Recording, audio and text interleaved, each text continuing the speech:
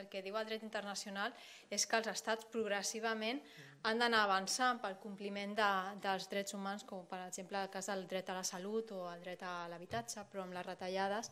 el que està passant és tot el contrari, és que estem adoptant mesures regressives, estem anant enrere. La crisi econòmica no pot desembocar en una crisi de drets humans, i que els drets no són un luxe, és a dir, aquesta idea l'hem repetit força, no són un luxe que ens podem permetre quan ho podem permetre, són obligacions que tenen l'Estat i per tant totes les administracions públiques de garantir aquests drets i no de deixar-los caure en un moment complicat com l'actual. En tot el nivell sanitari, en el nivell d'educació, ja ho sabem que hi ha hagut retallades molt fortes i aquestes retallades les pateixen, com deia abans l'Imma, col·lectius que són més vulnerables,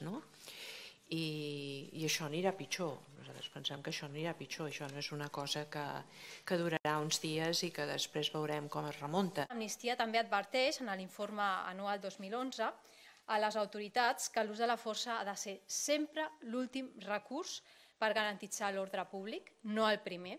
i que el dret a la reunió pacífica és un dret fonamental reconegut al Pacte Internacional de Drets Civils i Polítics, del qual Espanya és part des de l'any 1977. Malgrat que finalment, i recentment, el jutge Garzón ha sigut absolt, Amnistia Internacional ens preocupa moltíssim el text de la sentència del Tribunal Suprem,